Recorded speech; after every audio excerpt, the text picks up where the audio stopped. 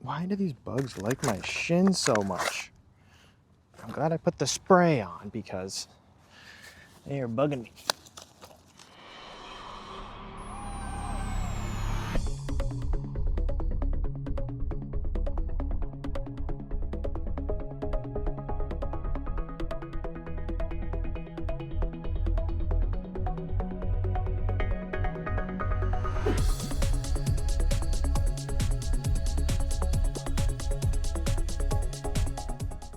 Nice. All right. Welcome back to Inverted Aviators RC. We're here with the Timber X again. It's been super fun last time. The only difference, this time we've got 3-cell batteries and I got some yapping I want to do. So let's get up into the air.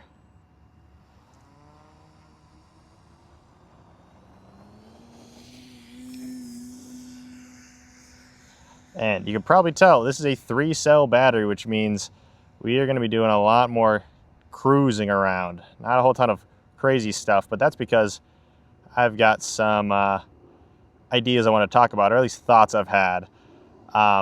There's the ongoing debate in the community, digital versus analog. And for the longest time, I'm a huge analog fan because mainly of how cheap it is.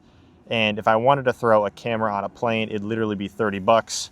And just like that, I could be up and flying, and it's super easy. It's super lightweight, like the Wolf Whoop WT-03 cameras that we always use, or when we're using analog, that's what we use. But it's super lightweight, cheap, easy. They just need power, you can go. And obviously the trade-off is the signal, both in strength, at least on the micro stuff we use, as well as quality of the video. Like, you're not going to get these sort of views with an analog camera, at least out of the box. And so that was always the trade-off that I was fine with, was that, hey, it's 30 bucks and we get a pretty decent view, especially for UMX planes, you can add FPV. And I've always loved that because it's pretty darn cool. But as of recently, with like the head tracker stuff, minus the Corsair, all of like when I put the head tracker on this plane, you can see where the tape is, that's where it used to be. But it was just so easy with analog. And so then as switching over to digital more and more, I'm like, oh my gosh, this is beautiful. It's so cool.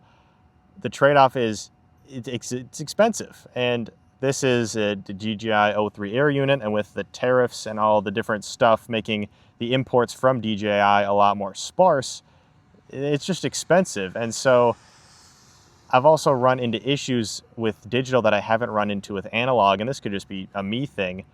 But I went out to fly this plane twice earlier this week, and both times I was running into camera calibration errors. So I plugged it in, I was able to update the camera just fine, or the VTX as well, but there was, like, the camera just wouldn't work. And so I luckily had a second O3 Air unit in my Flywheel Explorer that I use occasionally. And so I took it out and put it on here, so now I still wanted to fly because it's beautiful out. But it was just like, there's nothing I can really do to fix it because I already chatted with the DJI support. I chatted with, everyone. They pretty much like, yep, support a ticket and then send it in, most likely we'll fix it. I'm like, well, that's kind of lame. It was an expensive camera and I really don't have the ability to fix it outside of sending it and probably spending more money, which I don't love.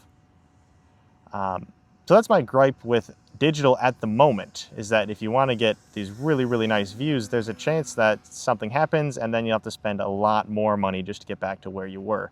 And that's really annoying. But like, the counterpoint is, look at these views. Like get over it for this sort of view. So that's just kind of my thoughts on the analog versus digital. Like, there's also like the micro and the mini, what's it called, modules that you could put on UMX planes, but they're still expensive and they aren't compatible with my current goggle setup. I'm gonna pull out of that since I was kind of getting froggy in there. Do I hear the beeper? No. Snap flaps, snap flaps. I'm also just showing off how nice this plane is to fly. But yeah, that's at least my thoughts, is that it can just be a little annoying with digital to just have some consistency between everything. And I'd love to know what happened to my system that the camera calibration error happened, which led me to not be able to fly and walk all the way out here just to not be able to fly. And then that was super annoying.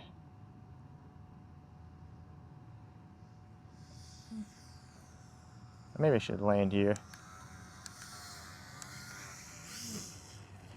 Not the prettiest, but that'll work.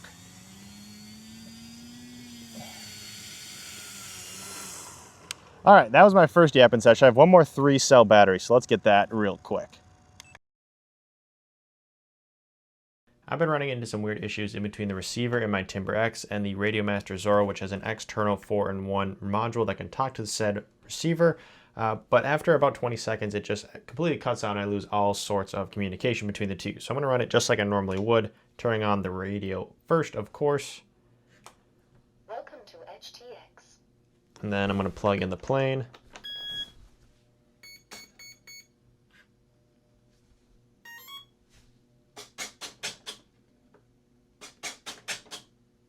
So right now, everything is good and exactly how it should be. It's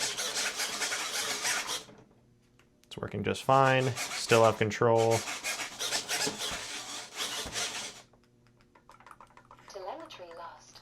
Then it cuts out. I don't know why it is. I don't think it's because I'm too close, because I've also tried this from being all the way across the room. Thankfully, this hasn't cut out when I'm flying yet, but I need to figure out how to fix this or replace it before I go out to fly, because I don't want to crash this plane again at the fault of the receiver. And while I really like the 8-channel receiver that we put into this plane because it offers AS3X Plus and safe and it makes it really easy to fly this plane, I have been curious about trying out one of these Radiomaster ER8s, an 8-channel receiver that runs on Express LRS.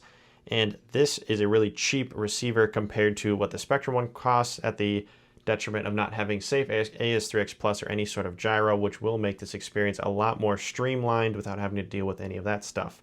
Another thing that I want to keep in mind is I want to potentially switch this receiver in between planes, so I don't just want a hot glue or double-sided tape or anything that'll permanently put this receiver inside this plane. Instead, I want to design a system that makes it really easy to pop the system in and out without tangling up all the insides and making it really complicated. So that is what we set out to do. Since we wanted this system to be super easy to switch in between planes, we figured that a magnet system would be the best option for this release system. So we've got this mount, and this would be fastened into the plane, hot glued in, and so for every plane you'd have to print one of these, but then we'd have these little holsters that would go around our ER8 like this, and then there's a little magnet spot at the bottom here and in there, and so when the time comes to put this into your plane, all you do is magnet into place. It will be secure like this, and there's also one that will go around the back to fasten in both sides. You can plug all your PWM signals into this side, and you should be good to go. And oh, I need it in a new plane. Bang, you're good to go. So this was our first iteration. As you can see here, this is a little sloppy here. I tried to make it as close as I could, but we are a little far off. So I switched from a PLA plastic to a TPU plastic, which is a little tighter. At least I wanted to print a little smaller because this is more movable, and I wanted this to kind of grip the outside of the ER8. And while it does work a little bit better, it is still a little slidey, and I also printed it a little too fast, which is why all these strings are there. And also this magnet hole in the bottom was pretty ugly because, again, it was printing too fast. So we went from this to a much slower, much more controlled print of this TPU. As you can see, it looks a lot nicer, less strings, and it's also just a little tighter along the ER8, which means that once they're on there, these aren't going to slide around. This is going to be pretty tight, and that's exactly what we want. So I already fit in one of these really tiny magnets. Again, this will be linked in the description if you want to build this yourself. But I fit one of these magnets in there, and then I'm going to glue in a magnet onto this side as well as the other mount on the back. Then we will have this system all clipped in and see how it performs.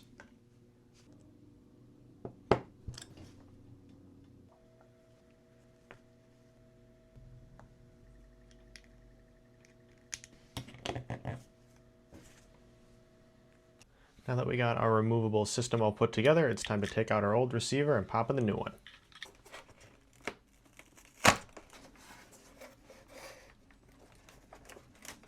Eventually I'll glue this in, but for now I'm just making sure it fits with a double-sided piece of tape.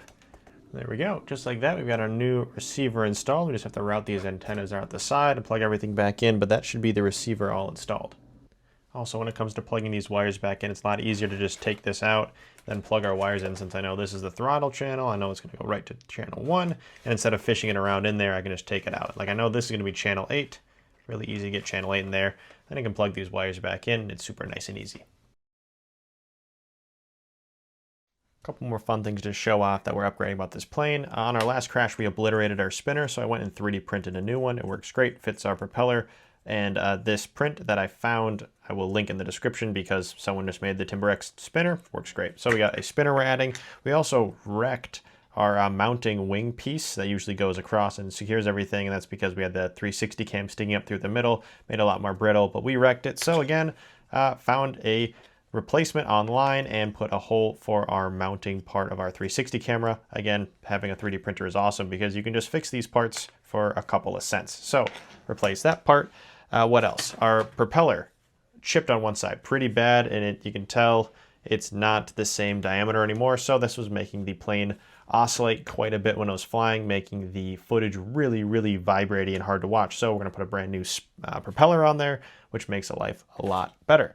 One last thing we're going to do, we are going to use the O3 air unit, and I tried just taping this on the top of the plane, which caused things to overheat, and the camera had an issue calibrating because there was tape covering stuff that it shouldn't. So again, I found one of these online, and all of these will be linked in the description of where I found them. I'm not selling them because I didn't make them, but I did find them and I printed them.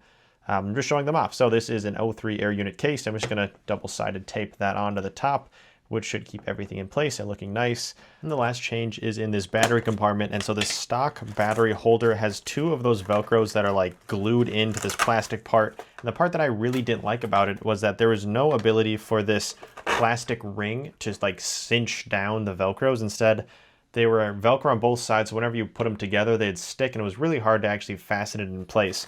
So I then measured and designed this little battery tray, which allows for normal Velcro straps, little plastic end to fit through. These are movable so that they're not stuck in place, and you can actually cinch down your batteries. And so I glued that in place. It's super lightweight, but it allows for two Velcro straps and a lot easier to actually tighten down your batteries. So those are all of the new modifications we've done to this plane. So let's get it all fixed up and see how it looks. All right, last battery. We're going to do a scale takeoff like I just said, or at least try to.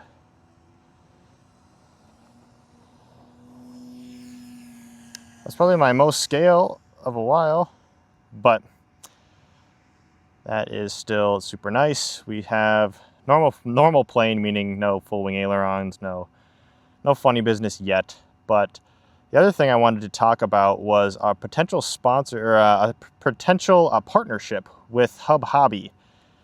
We've gone there for years. That was literally the first hobby shop I've ever been in, and it worked. There's a location in Little Canada, which is in Minnesota, but it was right next to the place I used to work at. And one day I went in there and I saw all the planes. I'm like, this is amazing.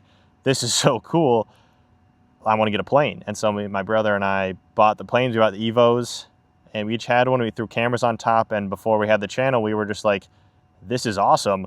We totally want to do this. So we then, I'm going to put full flaps on and try to just putz around here. But ever since, there's been a Hub Hobby close to where I've worked, which has made it really fun and really dangerous to be like, oh, I want to go get this new thing.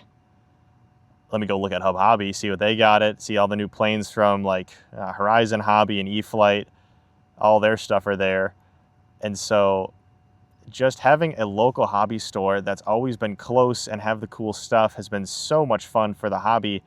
And I got to a point where I've spoken to the people who work there quite a bit. I know their names, they know me, they at least see me come in after I'm done working, and they're, say hi, and they're really fun.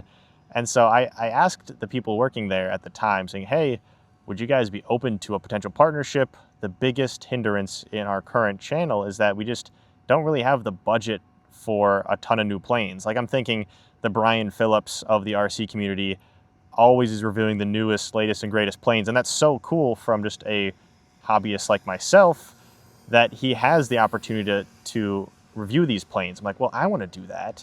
How can I get that to work? So I figured it would be awesome to partner with Hub Hobby and say like, hey, we'll do little ads in our videos and saying how cool Hub Hobby is, because it really is. Like I went in there the other day, to eventually talk to the people about this partnership. I went there for propellers, and I knew exactly where they were, and I found 3 of them right away. Like, I could have been in and out of the store in like 2 minutes, but instead I went and just was looking around. I was walking up and down the aisles like I always do, because that's how I get ideas for the next thing that I want to try. Let's see if I can touch and go, actually. Not on the grass. Bounce. Nice. But yeah, I always walking up and down the aisles. I'm like, ooh, what if I bought this and then I could do this cool thing, and double touch and go.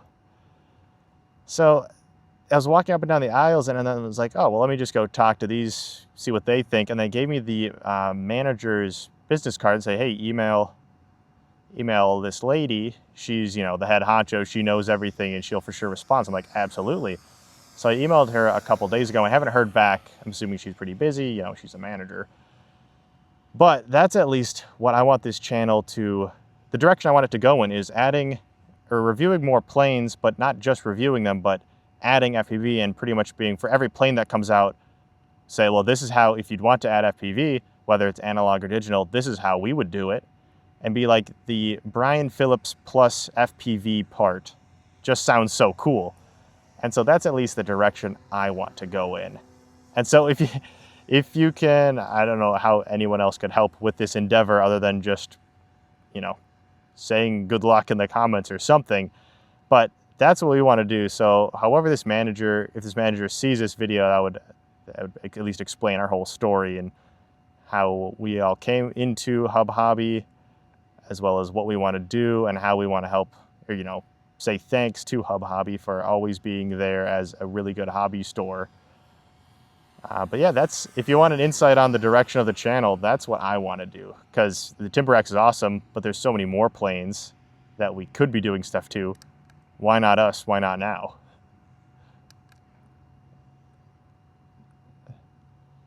God, that was dumb. I was really close to the ground. Actually, I might be running low on power. I'm at 5 minutes. I tried to throw in the snap flaps and turn and just stalled completely. So that was just my fault. But I'll bring it into land here. But yeah, that's the direction of the channel. If you like the direction, let me know. Like and subscribe, help us get there.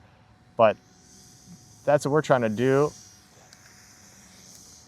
Bam. Best landing ever, probably because of low battery. But here we are. It is beeping at me, which means it's low on power, but quit at you. This has been Inverted Aviators RC. Thank you so much for watching. Let us know if you like our plans, or at least what we want to do with the channel.